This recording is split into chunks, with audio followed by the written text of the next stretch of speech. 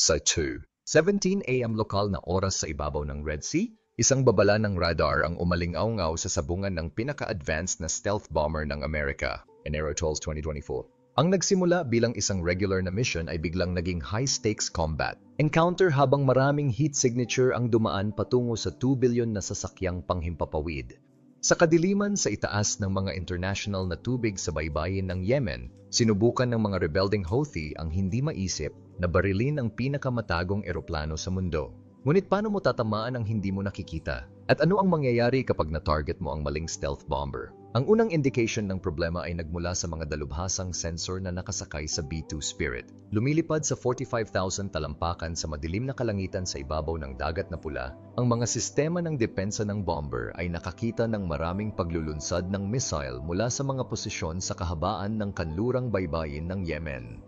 Sa loob ng ilang segundo, kinilala ng sistema ng babala ng pagbabanta ng sasakyang panghimpapawid ang mga papasok na projectiles bilang binagong R-27 surface-to-air missiles, mga armas na hindi dapat nasa kamay ng Houthi. Sa parehong sandali, nakita ng mga operator ng radar na sakay ng USS Dwight D. Eisenhower Carrier Strike Group ang isang pulutong ng mga hindi pa nakikilalang aerial vehicle na umaakyat mula sa teritoryong kontrolado ng Houthi. Ang mga drone ay gumagalaw sa isang coordinated pattern.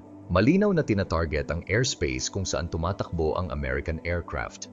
Ito ay hindi isang random na pag-atake. Ito ay isang sinadya, pinag-ugnay na pagtatangka na ibagsak ang isa sa pinakamahalagang pag-ari ng militar ng Amerika. Ang 2 taong tauhan ng B-2 ay agad na nagsagawa ng kanilang mga protocol sa pagtatanggol. Habang sinimulan ng piloto ang pag-iwas sa mga maniobra, ang mission commander ay nag-activate ng hanay ng mga electronic countermeasures ng sasakyang panghimpapawid. Ang sumunod ay isang high-tech na labanan ng teknolohikal na pusa at daga na susubok sa mga limitasyon ng teknolohiyang stealth ng Amerika laban sa lalong sopistikadong mga aktor na hindi pang-estado. Ang B-2 Spirit ay kumakatawan sa rurok ng teknolohiyang stealth ng Amerika. Ang flying wing na ito, na may kakaibang silhueta na parang paniki, ay nag-revolution sa aerial warfare noong una itong lumipad noong 1989. Ang napapa-special sa B-2 ay ang kakayahang tumagos sa pinakasopistikadong air defense system na hindi natukoy, naghahatid ng mga precision strike at nakauwi ng ligtas. Gastos, 1 billion bawat sasakyang panghimpapawid sa Clau, 6,900 milya ng walang refueling payload, 40,000 pounds ng conventional o nuclear. Weapons laki ng fleet, 20 na sasakyang panghimpapawid lang ang umiiral. Ang stealth capability ng bomber ay nagmumula sa kakaibang hugis nito, mga espesyal na materyales na sumisipsip ng radar at nakatagong mga tambutso ng makina na nagpapaliit sa parehong radar at heat signature. Sa loob ng higit sa 3 dekada, ang B-2 ay naging ultimate penetrating bomber ng Amerika na may kakayahang tumama saan man sa Earth nang halos hindi mapaparusahan.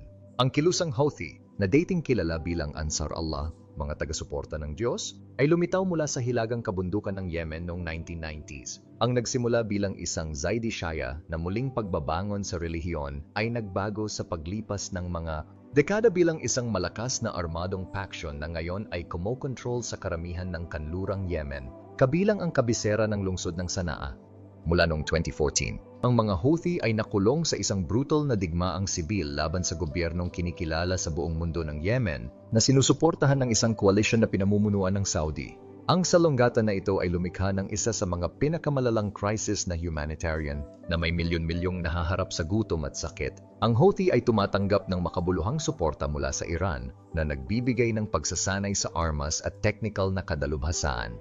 Ang kanilang official na slogan, "Ang Diyos ay dakila, kamatayan sa Amerika, kamatayan sa Israel, sumpa sa mga Hudyo, tagumpay sa Islam," ay malinaw na nagtatatag ng kanilang ideolohikal na pagsalungat sa Estados Unidos at sa mga kaalyado nito. Sa nakalipas na mga buwan, pinalaki ng Houthis ang kanilang kampanya laban sa international na pagpapadala sa dagat na pula na nag-aangkin ng pagkakaisa sa Hamas sa patuloy na labanan sa Gaza. Ang kampanyang ito ay nakagambala sa mga pandaigdigang ruta ng kalakalan at nag-udyok ng isang international na pagtugon sa hukbong dagat.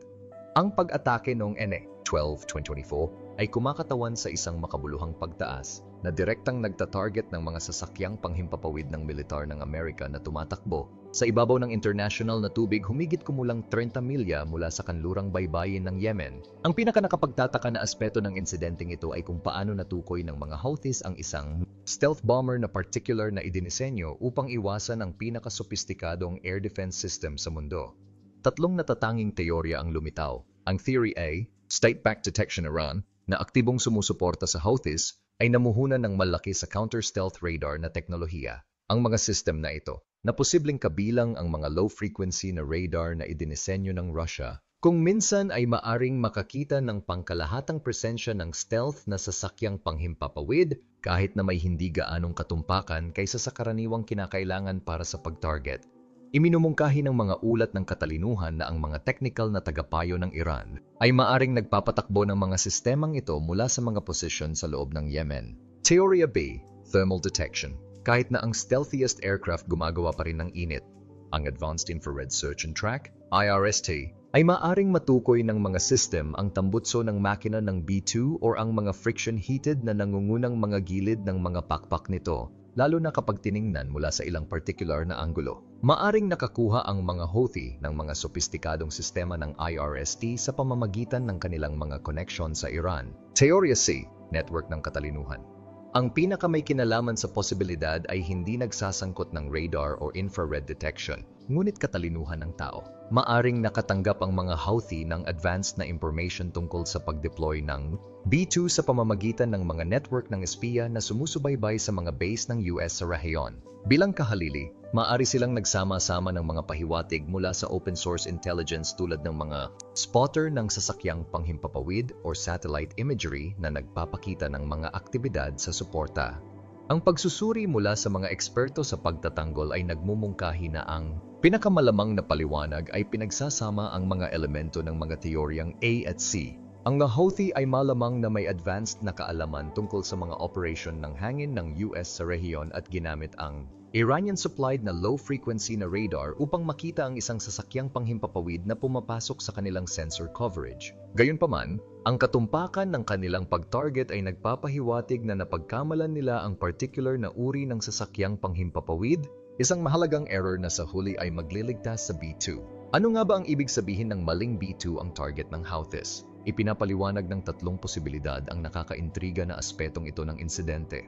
Maaring nakadetect ang Houthi ng isang malaking sasakyang panghimpapawid ng Amerika, ngunit maling natukoy ang uri nito. Bagamat ang natatanging hugis ng B-2 ay hindi katulad ng iba pang sasakyang panghimpapawid, ang limitadong pagbabalik ng radar o bahagyang infrared na mga lagda ay maaring maling naintindihan. Maaring naniwala sila na tinatarget nila ang isang B-2 nang aktwal nilang sinusubaybayan ang ibang sasakyang panghimpapawid tulad ng isang B-1B Lancer bomber o kahit isang malaking reconnaissance aircraft. Ang mas sopistikadong paliwanag ay nagsasangkot ng sadyang panlilinlang ng mga puwersa ng US. Ang electronic warfare aircraft tulad ng EA-18G Growler ay maaaring makabuo ng maling pagbabalik ng radar na ginagaya ang iba pang sasakyang panghimpapawid. Sa sitwasyong ito, maaring gumawa ang mga tagaplano ng US ng mga electronic decoy na tila mga B-2 na bombero na particular na para akitin at kilalanin ang mga panlaban sa hangin ng Houthi, isang klasikong taktika ng Wild Weasel na na-update para sa stealth era. Maaring wastong natukoy ng Houthis ang isang B-2 ngunit nabigong kilalanin ang estratehikong kahalagahan ng pag-atake sa gayong mataas na halaga ng asset ng Amerika. Sa sitwasyong ito, na-target nila ang maling B-2 hindi sa mga tuntunin ng pagkakakilanlan ng sasakyang panghimpapawid ngunit sa mga tuntunin ng estratehikong pagkalkula, pagpili ng isang target na hindi maaring hindi makapukaw ng isang matinding tugon ng Amerikano na lampas sa kanilang inaasahan. Ang kapagtatasa ng katalinuhan ay nakahilig sa teorya ng pagpapatakbo ng decoy. Ang katumpakan ng pagtatarget ng Houthi ay nagmumungkahi na sila ay tunay na naniniwala na sila ay nakikipag-ugnayan sa isang B-2, ngunit ang pagsusuri pagkatapos ng insidente ay nagpapakita na walang aktwal na B-2 na nasa eksaktong lokasyong nakatarget. Itinuturo nito ang isang sopistikadong operasyon ng panlilinlang na elektroniko na idinisenyo upang i-map ang mga kakayahan ng air defense ng Houthi habang pinapanatili ang aktwal na mga asset na may mataas na halaga sa mga ligtas na distansya. Sa 2:17 AM, maraming R-27 missiles ang inilunsad mula sa mga mobile platform malapit sa western coast ng Yemen. Original na dinisenyo bilang Soviet air-to-air missiles, ang mga armas na ito ay binago para sa surface-to-air na paggamit, isang technical na tagumpay na nangangailangan ng malaking kadalubhasaan. Engam missile ay bumili sa higit sa Mach 2. 5. Mabilis na umakyat patungo sa kanilang target na altitude na humigit kumulang 45,000 talampakan. Ang nakatarget na sasakyang panghimpapawid ay agad na nag-deploy ng isang sopistikadong hanay ng mga defensive system. Ang mga electronic jammer ay nagbo-broadcast ng mga signal na idinisenyo upang lituhin ang mga sistema ng paggabay ng missile, habang ang mga flare dispenser ay naglalabas ng mga decoy na may mataas na temperatura upang maalis ang anumang infrared-guided na mga armas. Ang sasakyang panghimpapawid ay nagsagawa ng isang serye ng mga banayad na pagbabago sa kurso at altitude, sapat na upang palubhain ang pag-target ng hindi na kompromiso ang mga katangian nitong nakaw. Ang FA-18 Super Hornets mula sa USS Eisenhower na lumilipad sa Combat Air Patrol sa malapit ay agad na pinuntirya ang mga lugar ng paglulunsad ng missile. Gamit ang data sa pag-target na ibinahagi sa pamamagitan ng mga secure na network, naglunsad ang mga manlalaban ng mga precision na bala sa mga mobile launcher. Sabay-sabay, sinimulan ng mga carrier ng electronic warfare aircraft ang pag-jamming ng Houthi command at control frequency na nakakagambala sa kanilang kakayahang i-coordinate ang drone swarm na bumubuo sa pangalawang alon ng pag-atake. Sa loob ng 4 na minuto ng paunang paglunsad ng missile, na-neutralize ng mga puwersa ng US ang agarang banta at nagsimula ng kontra-opensiba laban sa Houthi Air Defense Network. Wala ni isang missile ang nakaabot sa target nito. Habang nagbubukas ang pag-atake ng missile, isang pangalawang banta ang lumitaw mula sa teritoryo ng Houthi. Humigit kumulang 2 dosenang maliliit na unmanned aerial na sasakyan ang bumangon mula sa maraming lugar ng paglulunsad na bumubuo ng isang coordinated swarm pattern. Ang mga ito ay hindi mga crudo, commercial na drone, ngunit layunin-built na mga platform ng pag-atake na may hugis na mga explosive charge, particular na idinisenyo upang makapinsala sa sasakyang panghimpapawid. Ang drone swarm ay kumakatawan sa isang evolution sa mga kakayahan ng Houthi. Sa pamamagitan ng paggamit ng maraming simpleng platform na sabay-sabay na umaatake mula sa iba't ibang direksyon, umaasa silang madaig ang mga traditional na depensa. Kahit na ang mga individual na drone ay walang sopistikadong patnubay, ang napakaraming bilang ay lumikha ng statistical na posibilidad ng matagumpay na mga strike. Tinutulan ng mga puwersang Amerikano ang bantang ito gamit ang maraming sistema. Ang Navy EA-18G Growlers ay nag-deploy ng mga electronic warfare techniques upang maputol ang command links sa pagitan ng mga drone at kanilang mga operator. Kapag napatunayang bahagyang matagumpay lamang ito laban sa mga autonomous drone, ang sistema ng contra-drone na nakabatay sa laser na nakasakay sa kasamang sasakyang panghimpapawid ay nag-disable ng ilan pa sa pamamagitan ng sobrang pag-init ng kanilang mga control system. Ang natitirang mga drone ay nakikibahagi sa pamamagitan ng mga close-in na sistema ng armas mula sa mga sasakyang pandagat at defensive fire mula sa mga nagpapatrolyang mandirigma. Ang multi-layered defense ay napatunayang epektibo, ngunit ang pagiging sopistikado ng pag-atake ng kuyog ay nagulat sa maraming analyst ng militar. Nagpakita ito ng antas ng tactical na coordination na dati ay hindi nakikita sa mga operation ng Houthi. Sa loob ng ilang oras ng nabigong pag-atake, naglunsad ang militar ng US ng koordinadong tugon laban sa infrastruktura ng militar ng Houthi. Ang operation, na may codename The Decisive Shield, ay nagsasangkot ng 38 precision strike missions laban sa air defense installations, 12 cruise missile launches na nagtatarget sa mga underground command bunker, coordinated cyber operations na nakakagambala sa mga network ng communication ng Houthi.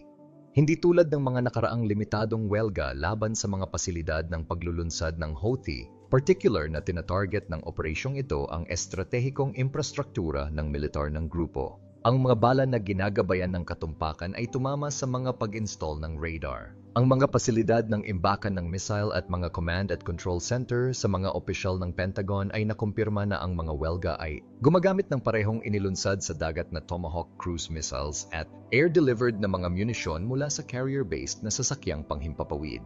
Ang satellite imagery na inilabas 48 oras pagkatapos ng operasyon ay nagpakita ng malawak na pinsala sa maraming pasilidad ng militar ng Houthi, particular sa kanilang air defense network. Ang bilis at sukat ng tugon ng mga Amerikano ay nagpadala ng isang malinaw na mensahe. Ang mga pag-atake sa mataas na halaga ng mga ari-arian ng militar ng US ay mag-uudyok ng hindi katimbang na mga kahihinatnan.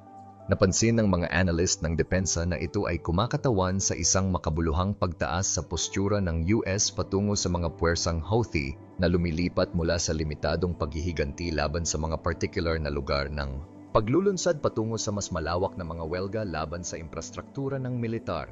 Ang nabigong pag-atake at ang kasunod na tugon ng mga Amerikano ay nag-trigger ng isang kaskad ng mga estratehikong kahihinatnan sa buong rehiyon. Sa loob ng ilang araw, ipinakita ng satellite imagery ang mga sasakyang pandagat ng Iran na tumatakbo malapit sa baybayin ng Yemen na umaatras sa mas ligtas na tubig. Ang mga mapagkukunan ng katalinuhan ay nag-ulat ng mas mataas na communication sa pagitan ng mga tagapayo ng Iran at pamunuan ng Houthi na nagmumungkahi ng seryosong muling pagtatasa ng kanilang mga taktika. Para sa mga tagaplano ng militar ng US, ang insidente ay nag-udyok ng agarang pagbabago sa seguridad sa pagpapatakbo sa paligid ng mga high-value air asset, ang pattern ng paglipad, mga electronic emission, at mga operation ng suporta para sa stealth na sasakyang panghimpapawid ay nakatanggap ng mga pinahusay na hakbang sa protection. Ang mga mapagkukunan sa loob ng Pentagon ay nagpahiwatig na ang mga deployment protocol para sa B-2 bombers ay sasailalim sa komprehensibong pagsusuri bago ang hinaharap na mga mission sa rehiyon. Ang pinakamahalagang pangmatagalang epekto ay maaring sa pangunawa sa mga kahinaan ng stealth technology. Bagamat walang aktwal na B-2 ang nasira sa insidente, ang maliwanag na kakayahan ng isang non-state actor na tuklasin at itarget ang dapat sana ay isang invisible na sasakyang panghimpapawid ay nagdulot ng mga seryosong katanungan. Ang mga kontratista ng depensa na nagtatrabaho sa mga susunod na generasyong platform tulad ng B-21 Raider ay iniulat na pinabilis ang pagbuo ng mga pinahusay na sistema ng counter-detection bilang direktang tugon sa insidente. Mabilis na nakahanay ang mga kaalyado sa rehiyon sa likod ng tugon ng Amerika. Nag-alok ang Saudi Arabia at United Arab Emirates ng karagdagang intelligence support para sa mga operation laban sa Houthi air defenses.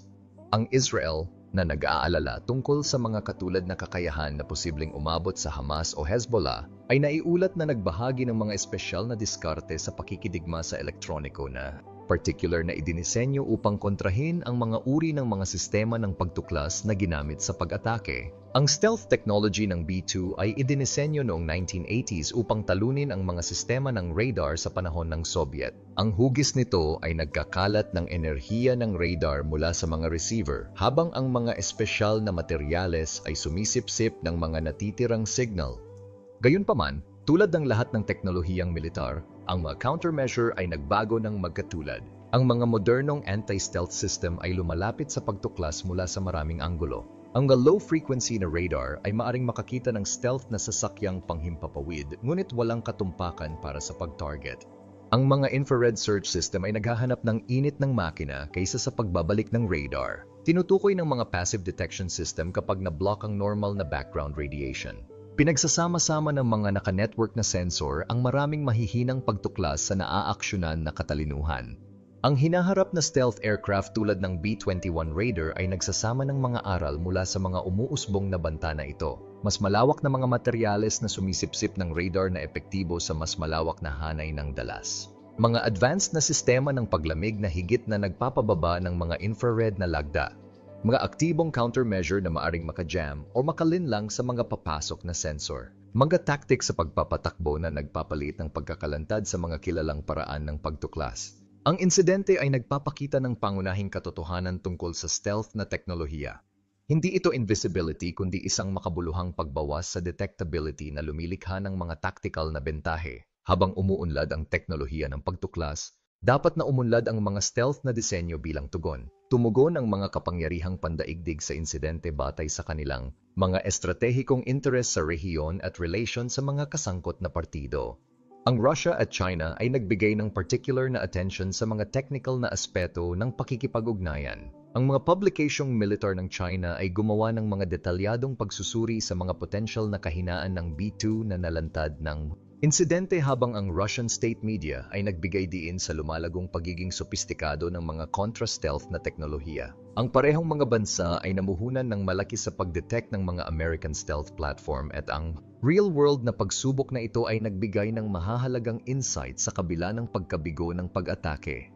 Ang Saudi Arabia at iba pang mga miyembro ng Gulf Cooperation Council ay pampublikong suportado ang tugon ng Amerika na nakikita ito bilang nagpapatibay ng pagpigil laban sa mga grupong suportado ng Iran sa buong rehiyon. Nag-alok ang Kuwait at Bahrain ng pinalawak na pag-access sa mga pasilidad ng militar para sa mga puwersa ng US na kasangkot sa mga follow-up na operation. Ang mga bansang ito na nahaharap sa kanilang sariling mga pag-atake ng Houthi ay tinanggap ang mas malakas na postura ng Amerikano. Ang United Nations Security Council ay nagpatawag ng emergency session ngunit nabigong gumawa ng pinag-isang pahayag dahil sa pagtutol ng Russian at Chinese sa wikang kumondena sa pag-atake ng Houthi. Opisyal na tinanggihan ng Iran ang paglahok ngunit tahimik na binuksan ng mga back-channel the communication sa mga kinatawan ng Amerika sa pamamagitan ng mga tagapamagitan ng Omani na naghahangad na pigilan ang higit pang pagdami na maaring direktang magpahiwatig ng mga puwersa ng Iran. Ang mga kaalyado sa Europa ay nagpahayag ng pagkabahala tungkol sa potensyal na pagkagambala sa maritime commerce ngunit sa pangkalahatan ay suportado ang sinusukat na tugon ng militar ng Amerika.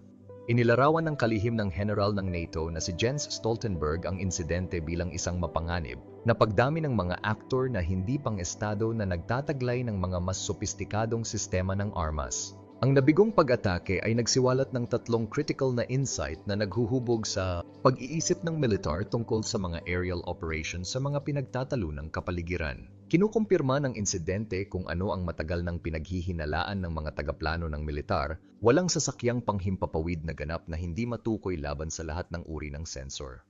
Ang operation sa hinaharap ay dapat magkaroon ng hindi bababa sa bahagyang kakayahan sa pagtuklas ng mga kalaban kahit na ang mga walang mapagkukunan sa antas ng estado. Hindi nito ginagawang hindi na ginagamit ang stealth, ngunit binabago nito kung paano ito ginagamit sa taktika. Ang coordinated drone attack ay kumakatawan sa isang bagong paradigm sa asymmetric warfare.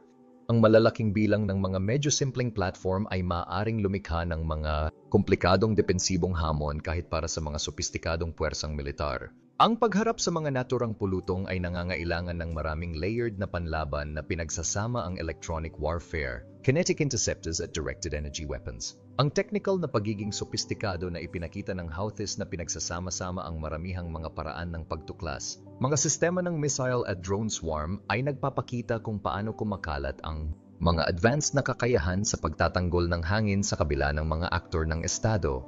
Ang trend na ito ay magbabago ng hugis kung paano pinaplano at isinasagawa ang mga air campaigns sa mga salungatan sa hinaharap. Itinuturo ng mga analyst ng militar ang mga araling ito bilang pagpapabilis ng mga kasalukuyang uso sa pagpapaunlad ng air warfare. Ang Next Generation Air Dominance Program ng US Air Force na makadagdag sa B-21 Raider bomber ay iniulat na inilipat ang ilang mga prioridad sa pag-unlad patungo sa pinahusay ng mga kakayahan sa counter-detection bilang direktang tugon sa insidente. Sa likod ng teknolohiya at taktika ay nakasalalay ang dimensyon ng tao ng insidente. Ang mabilis na pagtugon ng B-2 crew sa mga papasok na pagbabanta ay nagpakita ng pambihirang pagsasanay na dinaranas ng mga piloto ng stealth bomber. Ang kanilang kakayahang mapanatili ang stealth profile ng sasakyang panghimpapawid habang nagsasagawa ng mga depensibong maniobra ay kumakatawan sa isang tugatog ng kasanayan sa paglipad. Katulad nito, ang mga desisyon ng utos na maglunsad ng agaran at malaking ganting welga ay sumasalamin sa umuusbong na madiskarteng pag-iisip ng Amerika tungkol sa pagpigil. Ang kinalkula na paglaki na humahampas sa infrastruktura ng militar sa halip na mga site lamang sa paglulunsad ay nagpakita ng pagpayag na magpataw ng mga gastos na mas malaki kaysa sa anumang potential na benepisyo na maaring makuha ng mga puwersang Houthi mula sa pag-atake sa mga asset ng US na may mataas na halaga. Sa panig ng Houthi, ang pag-atake ay nagpahayag ng parehong technical na pagiging sopistikado at estratehikong maling calculation. Ang technical na kakayahang mag-coordinate ng mga komplikado, multi-domain na pag-atake ay nagmumungkahi ng makabuluhang panlabas na suporta at pagsasanay. Gayunpaman, ang desisyon na mag-target o magmukhang target ang isang B-2 bomber ay nagpapakita ng alinman sa labis na kumpiyansa sa kanilang mga kakayahan o isang pangunahing hindi pagkakaunawaan ng malamang na mga tugon ng Amerikano. Ang dimensyong ito ng tao, ang pagkalkula ng mga panganib, gastos, at benepisyo sa ilalim ng presyon, sa huli ay tumutukoy kung paano ginagamit ang mga technological na kakayahan. Sa kasong ito, ipinakita ng mga puwersang Amerikano ang higit na mahusay na paggawa ng desisyon na pinalaki ang kanilang mga technological na pakinabang at pinaliit ang mga kahinaan. 6 na buwan pagkatapos ng insidente, maraming pangmatagalang kahihinatnan ang lumitaw. Inayos ng militar ng US ang postura ng puwersa nito sa rehiyon na nagpapanatili ng tuloy-tuloy na presensya ng mga air defense specialist at electronic warfare asset.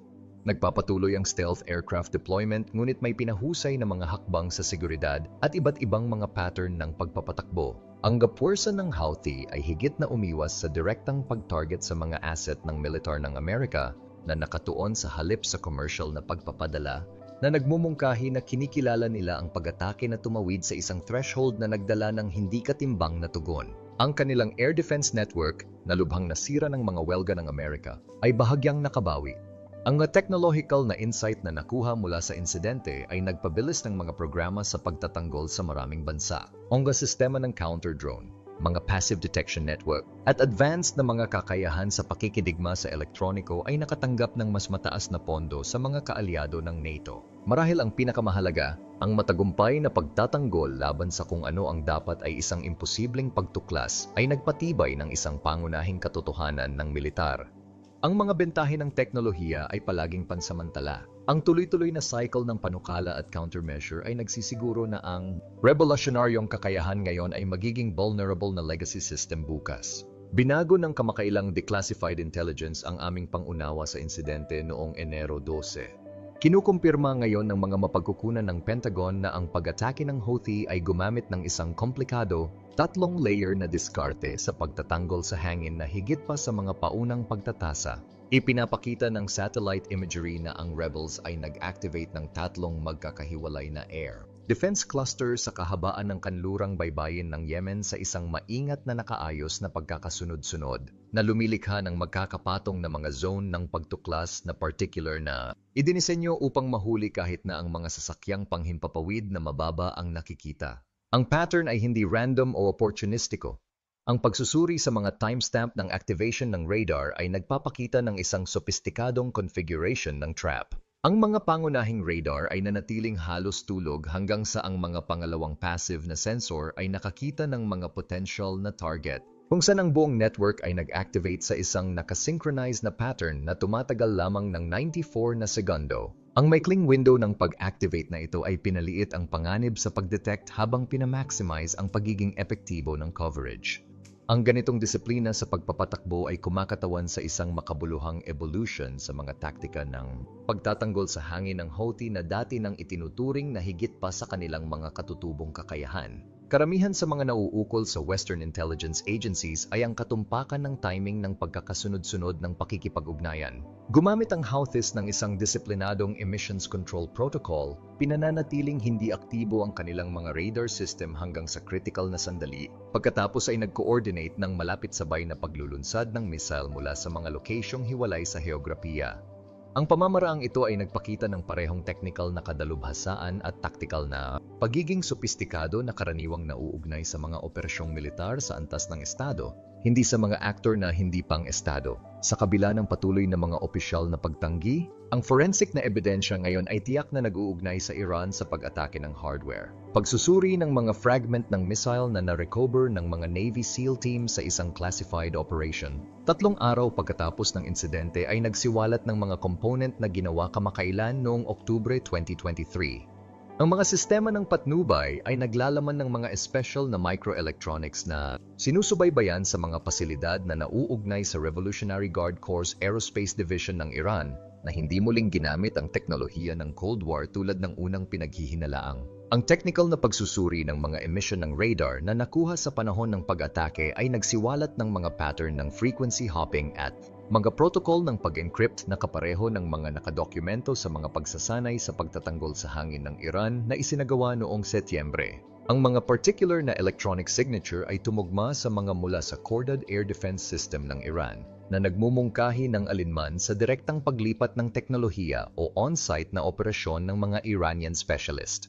Ang pinaka-nakakaalarma sa mga analyst ng Pentagon ay ang pagkatuklas na ang mga missiles ay gumagamit ng mga advanced na contra-digital system na particular na idinisenyo upang tumagos sa Western electronic warfare protections.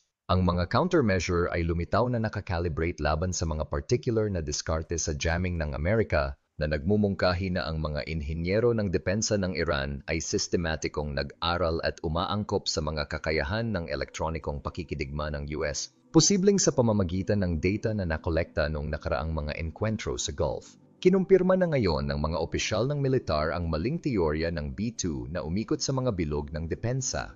Ang operation ay nakasentro sa isang sopistikadong kampanyang panlilinlang sa elektroniko na idinisenyo upang imapa ang mga kakayahan ng air defense ng Houthi habang pinoprotektahan ang aktwal na mga asset na may mataas na halaga. Ang isang EA-18G Growler electronic warfare aircraft ay nagproyekto ng maingat na ginawang electromagnetic na mga lagda na ginagaya ang isang B-2 bomber habang lumilipad sa isang ganap na naiibang landas ng paglipad. Ginamit ng panlilinlang ang susunod na henerasyong Jammer Mid-Band NGJMB system ng Navy na lumilikha sa kung ano ang lumitaw sa Houthi radar bilang isang stealth bomber na tumagos sa Yemeni airspace, habang ang aktwal na Growler ay nanatili sa international na airspace kasunod ng isang hiwalay na trajectory.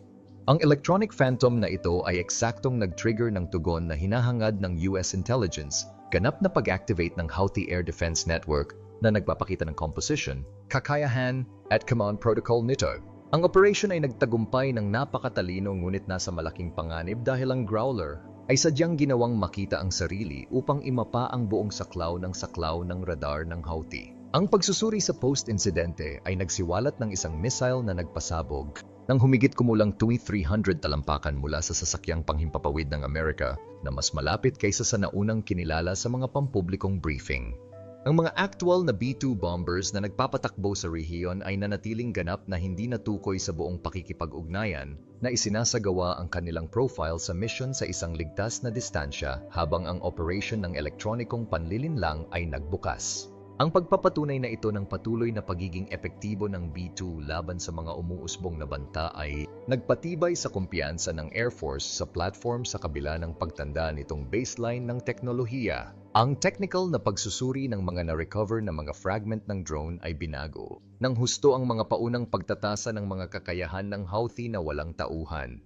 Malayo sa mga simpleng commercial na drone na may mga pasabog na kargamento, ang mga nakuhang specimen ay nagsiwalat ng mga sopistikadong sistema ng grade militar na may maraming espesyal na variant. Ang pinakamaraming uri ay nagdadala ng mga conventional explosive warhead na may mga advanced na proximity fuse na idinisenyo upang sumabog malapit sa sasakyang panghimpapawid nang hindi nangangailangan ng direktang epekto. Gayunpaman, ang mga official ng intelligence ay nagulat nang matuklasan ang 4 na special na mga variant ng electronic warfare sa mga nasira.